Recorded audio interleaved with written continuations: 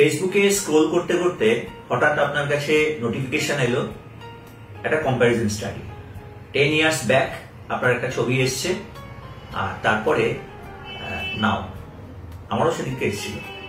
তা 10 বছর আগের ছবিটা দেখে আপনি খুব নিরাশ হলেন যে 10 বছর আগে কত রোগা ছিলাম আর কত কম ওজন ছিল, এখন কি অবস্থা। সুতরাং আপনি লজ্জায় আর পোস্ট করলেন না। তা এটা না এখন আমাদের ইয়াং থেকে শুরু করে একদম বয়সকাল অবধি অনেকের সমস্যা, যে আগে রোগা ছিলাম, এখন আস্তে আস্তে ওজন বেড়ে যাচ্ছে, কিছুতেই কমাতে পারছি না। যেখানেই ডাক্তারবাবুকে দেখাতে যাচ্ছি তিনি বলছেন, বাড়ির লোক বলছেন, সবসময় বলছেন যে ওজন কমাও, কিন্তু কিভাবে কমাবেন।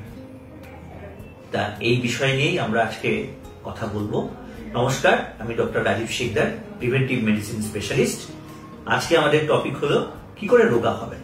তা রোগা কি করে হবেন এই ব্যাপারটা মানে এমন একটা টপিক যে এটা নিয়ে যদি বক্তব্য রাখা হয় তাহলে আমাদের কলিগস থেকে শুরু করে, আমাদের সিনিয়র থেকে শুরু করে, ডায়েটিশিয়ানরা যারা আছেন তাদের থেকে শুরু করে আপনি প্রচুর ভিডিও দেখবেন, বা প্রচুর ভিডিও দেখার পরেও আপনার কনফিউশন থাকবে। এবং সব থেকে বেশি হচ্ছে এটা এমন একটা টপিক যেটা নিয়ে সারাদিন কথা বললেও আপনি আলটিমেটলি বাস্তব ক্ষেত্রে বা প্র্যাকটিক্যালে কতটা করতে পারবেন সেটা খুব ইম্পর্টেন্ট। ওই জন্য আমার প্রথম বক্তব্য এখানেই থাকবে যে এমন কিছু করার চেষ্টা করবেন না যেটা আপনার শরীরকে বিপদের মধ্যে ফেলে। এটা কিন্তু আমাদের অনেকেরই মানে সমস্যা। মানে আমরা যখন ডে টু ডে প্র্যাকটিসে পেশেন্ট দেখি তখন এরকম আমরা অনেক পেশেন্ট পাই যারা আমাদের কাছে এবং শুনে গেল যে আপনাকে কিন্তু 10 কেজি ওজন কমাতে হবে। ডায়েটিশিয়ানের কাছে গেল, তিনি বললেন দেখুন আপনাকে এই করতে হবে, আপনাকে কিন্তু 15 কেজি ওজন কমাতে হবে। বাড়ির লোক সারাদিন বলে যাচ্ছে রোগা হও, রোগা হও, ওজন বেড়ে যাচ্ছে, ওজন কমাতে হও, খাওয়া কমিয়ে দাও, একদম খাওয়া বন্ধ রাখো, এই খেও না, ওই খেও না। তা এগুলো যেমন ইম্পর্টেন্ট, তার সাথে ধরুন আপনি এক্সারসাইজেও ঢুকলেন, এক্সারসাইজও করবেন, আমি আসছি এক এক করে, কিন্তু এমন কিছু করতে যাবেন না যেটা আপনার শরীরকে বিপদে ফেলবে। তো যাই হোক, আমরা কয়েকটা জিনিস পরপর ডিসকাস করি। প্রথমেই আপনাকে জানতে হবে যে রোগা যে হওয়ার কথা বলছি তা আপনি কতটা রোগা হবেন বা আপনার ওজন কতটা বেশি, আগে তো সেটা জানা দরকার। তারপর তো আপনি ব্যবস্থা নেবেন যে না আপনাকে কতটা রোগা হতে হবে বা আপনাকে কতটা ওজন কমাতে হবে। তা এইটার ক্যালকুলেশনটা আমার মনে হয় খুব ভালোভাবে জেনে রাখা উচিত, এবং তারপরেই আপনি বুঝতে পারবেন যে আপনি কতটা ব্যবস্থা নেবেন। তা এইটা ক্যালকুলেশন করার সব থেকে সহজ এবং সারা ওয়ার্ল্ডে চলে এবং সব থেকে ভালোভাবে যেটা আমরা মেনটেন করি সেটা হচ্ছে আমাদের বিএমআই। বিএমআই নিয়ে এর আগে একটা ভিডিওতে আমি বলেছিলাম যে বিএমআই মানে হচ্ছে বডি মাস ইন্ডেক্স। তো বডি মাস ইন্ডেক্স আমরা কিভাবে মাপি? ওপরে থাকে মানে ডিভাইডেড বাই নিচে থাকে আর উপরে থাকে। এবার উপরে থাকে হচ্ছে ওয়েট ইন কেজি, ওয়েট, আর নিচে যেটা দিয়ে আমরা ভাগ করি সেটা হচ্ছে হাইট ইন মিটার স্কোয়ার।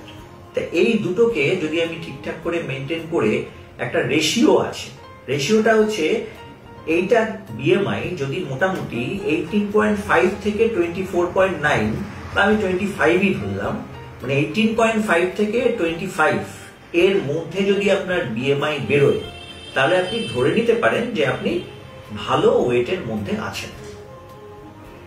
এবার আপনার যদি 18.5 এর থেকে কম বেরোয় তাহলে আমরা বলবো আন্ডার ওয়েট। 25 এর বেশি যদি বেরোয় আমরা বলবো ওভারওয়েট। তো এইটা খুব পরিষ্কারভাবে জেনে।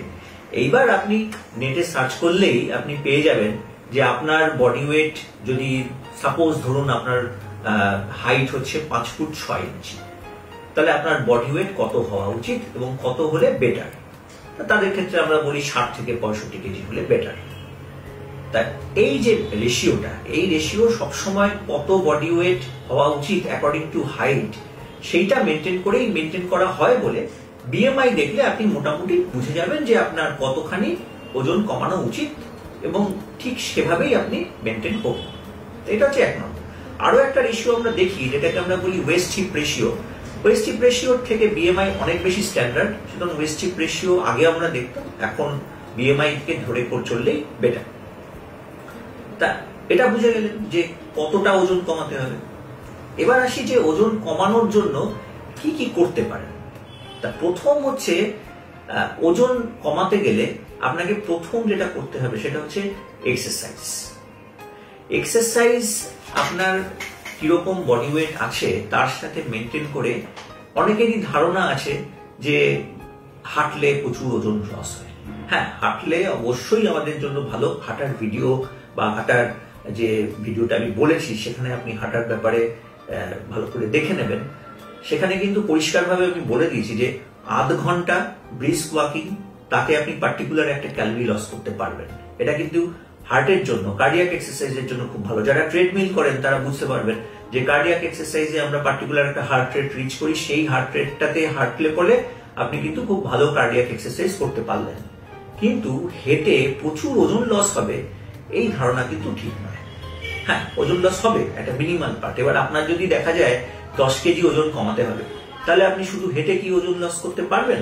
পারবেন না। তাহলে আপনাকে আরেকটু বেশি এক্সারসাইজ করতে হবে, এবং সেটা দরকার হলে এখন প্রচুর কিছু অ্যাভেলেবেল। আপনি কোনো জিম জয়েন করতে পারেন, আপনি দরকার হলে কোনো একটা অনলাইন ট্রেনিং, জুম্বা ড্যান্সিং বা ধরুন আপনার কোনো যোগা, সেগুলোতে জয়েন করতে পারেন। ওভারঅল আপনার বয়স এবং আপনার মুভমেন্ট কতটা রেস্ট্রিকশন আছে তার উপর বেস করে আপনাকে এই মেথডস গুলো নিতে হবে। তবে আবার বলে দিচ্ছি, আপনি ভাবলেন আপনার 10 কেজি 15 কেজি ওজন কমাতে হবে, আপনি জিমে গেলেন, জিমে গিয়ে যেটা আপনার বডি ব্যালেন্স, সেই বডি ব্যালেন্সের থেকে মাত্রার অতিরিক্ত কিছু করতে যাবেন না। প্রথম দিনই আপনি ভাবলেন আমি আজকে 1 ঘন্টা ট্রেডমিল করব, ট্রেডমিল করলেন 1 ঘন্টা, প্রচন্ড মাসেল ক্র্যাম্প, প্রচন্ড সোয়েটিং, তারপরে অসুস্থ হয়ে পড়লেন। এভাবে কিন্তু আমাদের কাছে প্রচুর সাডেন কার্ডিয়াক অ্যারেস্টের খবর জিম থেকে আমরা পাই। রিসেন্টলি অনেক ইয়াং এজেও এটা হয়েছে, মাত্রা অতিরিক্ত করার জন্য। যেটা আপনার বডি নিতে পারবে তার বাইরে গিয়ে কিছু করবে না। হালকা সোয়েটিং অ্যালাউড, হালকা হার্ট রেট বেড়ে যাওয়া অ্যালাউড, কিন্তু যেটুকু আপনি পারছেন সেটুকুই করুন। শর্টকাট মেথডে কোনোদিন রোগা হওয়া যায় না, আপনাকে শর্টকাট নেওয়া যাবে না। সুতরাং আপনাকে ধীরে ধীরে ব্যবস্থা করতে হবে। ল্যাকটিক অ্যাসিডোসিস হয় এই সময়, মাসেল ক্র্যাম্প মারাত্মকভাবে হয়। সুতরাং এক্সারসাইজ করুন, মেথডস গুলো নিজের মতো করে নিন, যেখানে আপনার ওয়েট লস অবশ্যই হবে, কিন্তু ধীরে ধীরে হবে। কখনোই হঠাৎ আপনি আজকে জিমে গেলেন, এক্সারসাইজে জয়েন করলেন, 1 মাসের মধ্যে 10 কেজি কমে গেল, এরকম কিন্তু হবে না। নাম্বার 2, আপনার ডায়েট। আপনি সারাদিনে কি খাচ্ছেন? যদি দেখেন আপনি অনেকটা বেশি ওয়েট গেইন করে নিচ্ছেন, ওয়েট পুট অন করছেন, তাহলে চেষ্টা করুন যে জিনিসগুলো আমাদের ওজন বাড়ায়, মানে আমাদের ক্যালোরি ইনটেক, কার্বোহাইড্রেট ইনটেক, সেটাকে কমান। কার্বোহাইড্রেট কাট ডাউন করে আপনি প্রোটিনে আসুন। প্রোটিন যেগুলো আমাদের কোনো রকম ভাবে ওয়েট বাড়ায় না, আমাদের স্টোরেজটাকে বাড়ায় না, সেটাতে আসুন। তাহলে কিন্তু আপনার অনেকটাই ওজন বাড়বে না।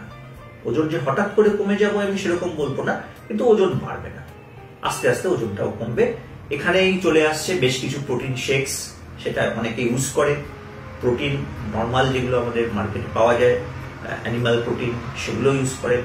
কিন্তু আমার এখানে বক্তব্য হচ্ছে আর্টিফিশিয়াল প্রোটিন শেকস বা আর্টিফিশিয়াল প্রোটিন খাওয়ার থেকে আমরা রোজ যেরকম ভাবে প্রোটিন খাই, ডায়েটারি প্রোটিন যেগুলো থাকে, সেই ধরনের প্রোটিন খাওয়াটা অনেক better option rather than artificial protein.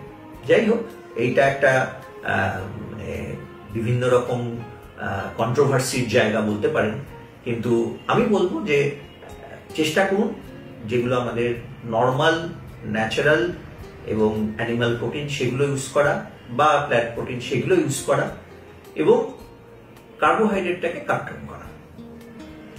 3 নম্বর হচ্ছে ঘুম।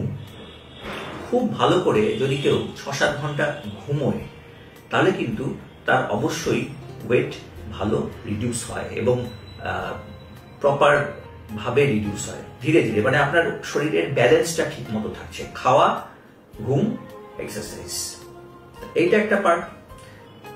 আরেকটা জিনিস হলো, আমরা যে এক্সারসাইজ করব, আমরা কিন্তু ম্যাক্সিমাম সময় দেখি যে আমাদের বেলি ফ্যাট, মানে যেটা আমাদের বাংলা ভাষায় ভুঁড়ি বলা হয়, সেইটা কিন্তু অনেকটা বেশি, এবং সেইখানেই আমাদের কিন্তু একটা বড় রোগের জায়গা লুকিয়ে রয়েছে। এটা হচ্ছে বেলি ফ্যাট, এটা খুব ভালো রকম ভাবে আমাদের কিন্তু ইনসুলিন রেজিস্ট্যান্সের একটা পার্ট। তা সেই জায়গাটাতে একটু ভালো করে নজর দিন এক্সারসাইজের সময়। চেষ্টা করুন পেটের এক্সারসাইজ হচ্ছে এরকম কিছু, যেখানে আপনার হিপ অ্যান্ড বেলি এক্সারসাইজ হচ্ছে এরকম কিছু এক্সারসাইজ রোজ আপনার এক্সারসাইজের মধ্যে রাখার। সেটা আপনার যোগা হতে পারে, সেটা আপনার জিমে গিয়ে হতে পারে। এই ধরনের এক্সারসাইজটা যদি আপনার শরীর পারমিট করে খুব ভালো কাজ হয় এটাতে। নেক্সট আমরা আসি ওষুধের ব্যাপারে। বেশ কিছু ওষুধ বেশ কিছুদিন আগে আমাদের ইউজ হতো, যেগুলো কিন্তু ডাইরেক্ট আমাদের ব্রেনে কাজ করত। সেখানে ব্রেনে আমাদের যে খাওয়ার যে সেন্টার, সেখানে ওটাকে ডিপ্রেস করে আপনার খাওয়ার ইচ্ছেই সারাদিন থাকবে না, এরকম ধরনের ব্যাপার শুরু করত। তার ফলে কি হতো, সারাদিন ধরে আপনার খাওয়ার ইচ্ছে নেই, আপনি খাচ্ছেন না, প্রচুর ওয়েট লস হচ্ছে। কিন্তু এই ওষুধগুলোর ক্ষেত্রে প্রচুর সাইড এফেক্টস আমরা পেয়েছি, সেই জন্য ওষুধগুলো কিন্তু এখন আর ইউজ করা হয় না। রিসেন্টলি আমাদের কাছে নতুন একটি ওষুধ এসছে, যেটি ইনজেক্টেবল ভাবে পাওয়া যায়, যেটা কিন্তু আমরা ডায়াবেটিসের ট্রিটমেন্টে ইউজ করি। সেটা হলো GLP-1 রিসেপ্টর অ্যাগনিস্ট, যার নাম হচ্ছে সেমাগ্লুটাইড। সেমাগ্লুটাইড ইনজেকশন কিন্তু আমাদের ডায়াবেটিসের ট্রিটমেন্টে ইউজ করা হয়, এবং এটা হচ্ছে GLP-1 অ্যাগনিস্ট মানে গ্লুকাগন লাইক পেপটাইড অ্যাগনিস্ট। গ্লুকাগনটা কি? গ্লুকাগন হচ্ছে আমাদের ইনসুলিনের মতোই আরেকটা হরমোন। ইনসুলিন কি করে? সবাই আমরা ইনসুলিনের নাম জানি। ইনসুলিনের কাজ হচ্ছে যখন আপনার সুগার লেভেল বেড়ে গেল, তখন ইনসুলিন ওই সুগার লেভেলটা, সুগারগুলোকে নিয়ে বা ওই গ্লুকোজগুলোকে নিয়ে পেশির মধ্যে ঢুকিয়ে দিল। আর গ্লুকাগন কি করে? যখন দেখা গেল আপনার ব্লাডে সুগার লেভেল কমে গেল, তখন গ্লুকাগন কি করে, লিভারে যেখানে আমাদের এই গ্লুকোজটা স্টোর থাকে, সেখান থেকে রক্তের মধ্যে গ্লুকোজটাকে নিয়ে আসে। এই হচ্ছে মেকানিজম। গ্লুকাগনের যদি সেম টাইপের কোনো হরমোন আপনার শরীরে দিয়ে দেওয়া হয়, তাহলে সেটা কি করে, সারাদিন ধরে আপনার যে খিদে পাওয়ার যে ভাবটা, এটাকে অনেকটা কমিয়ে রাখে। আপনার যে ওভারঅল খাওয়ার মুভমেন্ট, মানে আপনি খাচ্ছেন, সেটা নিচের দিকে নামছে, আবার ইউটিলাইজড হচ্ছে, আবার খিদে পাচ্ছে, এই মুভমেন্টটাকেই স্লো করে দেয়।